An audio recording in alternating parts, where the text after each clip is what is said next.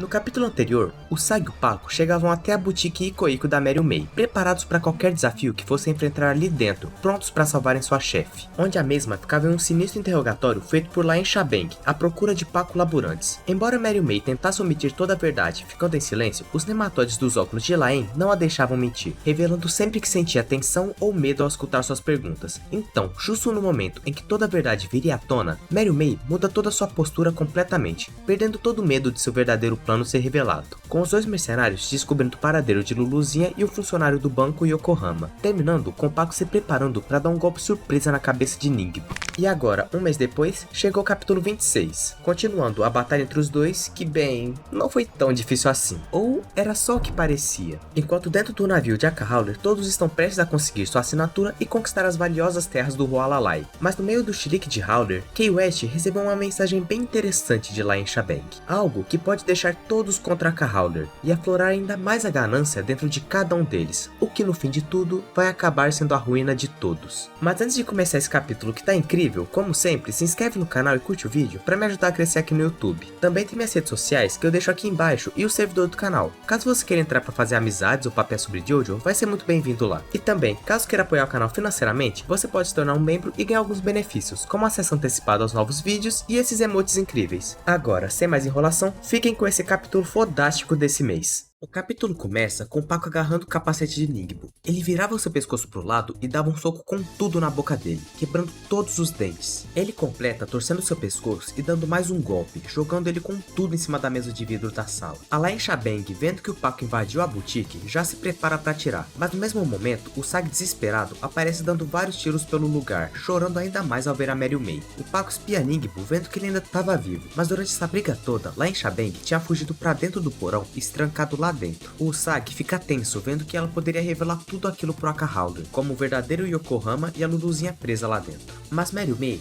diz que não. Ela dizia que ela poderia estar tentando pensar em quais seriam seus próximos passos, mas que ela não iria relatar o que sabe ao Howler. Do lado de dentro, ela apontava a ofegante arma para a porta do porão, enquanto a Luluzinha só ficava olhando tranquila e comendo batatinha. Ela se pergunta o que era aquele lugar, mas reconhecia aquele funcionário do banco que estava deitado dentro daquela maca de hospital. Novamente, do lado de fora, a Meryl May revela que não teve escolhas. Ela teve que contar sobre os 50 bilhões de dólares que eles estavam atrás, mas que por causa disso, Laen Shabeng não contaria nada. Eles eram policiais, mas corruptos, motivados pelo suborno, sem lealdade, muito menos amizade com seu chefe, sem nenhum senso de justiça pela sociedade. E ao pesar seu dever contra sua ganância, ela deve ter confiado nas riquezas que tinha sido contado. Falando sobre Ningbo, ele parecia ficar sobre as ordens de Laen, mas para parar de lutar, ele precisava ser derrotado. Sem dúvidas, ele era um maluco motivado pelo dinheiro, mas parte dele ainda queria vingar a morte do agente Bob Jean. Nesse momento, o Paco olha para sua própria mão e vê que ela começava a inchar como um balão. Voltando pro porão, para Laen aquilo não fazia sentido. De acordo com os registros, Yokohama parecia ter ido trabalhar como esperado naquele dia, mas naquele quarto parecia que ele tinha sofrido algum acidente grave, sem nenhum indício de que ele havia desaparecido ou coisa do tipo. A Luluzinha chama Laen e diz que adorou seu penteado, perguntando se tinha algum namorado ou coisa assim. Ela pergunta se ela iria tirar ela dali logo pelas ordens do Sr. Howler, mas a Laen, já sem paciência, chega bem próxima dela e diz para não bancar espertinho. Ela tinha várias perguntas e a Luluzinha iria responder cada uma delas. E a propósito, ela não tinha um namorado, afinal, eles sempre mentem no primeiro encontro, mas ela iria se certificar de que a Luluzinha não faria o mesmo. Havia uma razão para aquela boutique estar em vigilância, e que aquela garota havia recebido instruções de Howler. Os nematóides começavam a surgir em seus óculos, sentindo medo da Luluzinha, revelando que ela tinha recebido ordens para encontrar algo. A cena então muda para o navio de Aka Howler no oceano, cercado por outros navios de bombeiros e oficiais da justiça. Os três estão prestes a conseguir a assinatura, mas Kay West fala que o incêndio que teve no navio não parecia ter sido uma grande coisa, mas junto dos bombeiros, boa quantidade de agentes do governo e militares estavam indo em direção daquela cabine. Os três discutem entre si que não importa o que Howler dissesse, eles não deveriam responder. Era só mais um empurrãozinho e pronto. As terras do Hualalai já estariam em suas mãos. O Howler então começa a surtar, dizendo que aquelas terras passaram por gerações em sua família.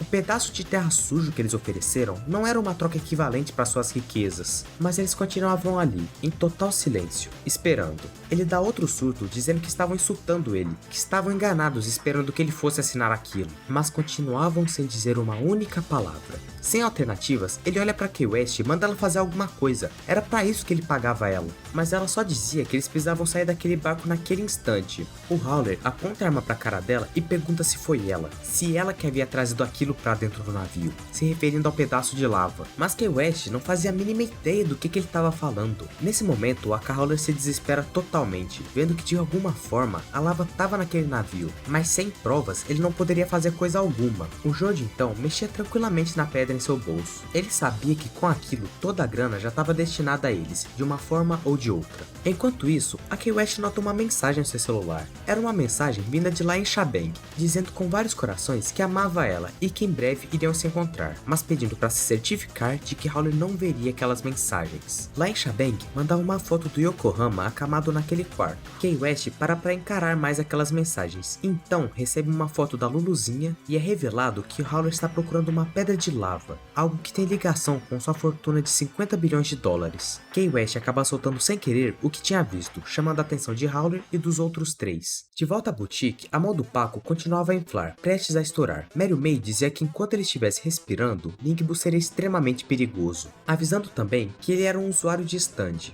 Ele começava a se levantar do chão e Paco percebia que ele queria pegar seu rifle automático de volta. Mas no momento em que Ningbo se impulsiona para pegar a arma, Paco dá um pulo e usa seu stand para agarrar ela com a perna. Pelo visto, ele teria que fazer do jeito mais difícil. E então atinge com tudo a cara do adversário usando o próprio rifle. Ele quebra seu capacete e esmaga o crânio de Ningbo, apontando a arma para a cara dele que tentava cobrir com as mãos. O Paco começava a lançar uma enxurrada de tiros a queima-roupa, bem na cara dele. Mas todas as balas acabam se transformando em balões pelo poder de seu stand, ficando intacto, ou quase. Ele consegue tocar na arma e inflar ela, acertando a mão do Paco, assim como havia feito com Meryl May. Ela começava a inchar sem parar, até que então explodia seus dedos, assim como os dela. Ele olha para aquilo e então gritava para o Sag pegar seus dedos e colocar num copo com gelo, mas que ele garantisse que fosse um copo diferente dos que eles deixaram os dedos de Meryl May. Ele não quer que os médicos se confundam na hora de reimplantar. Os dois então se preparam para lutar novamente. O Sag olha para aquilo assustado, enquanto a Meryl May se mantém confiante. O Paco consegue desviar de todos os socos de Ningbo, acertando sua boca com uma cotovelada, quebrando mais um de seus dentes, conseguindo acertar um soco direto em seu estômago e um chute em cheio em seu nariz, dando novamente várias porradas na barriga dele, fazendo Ningbo cair no chão vomitando todo o seu sangue.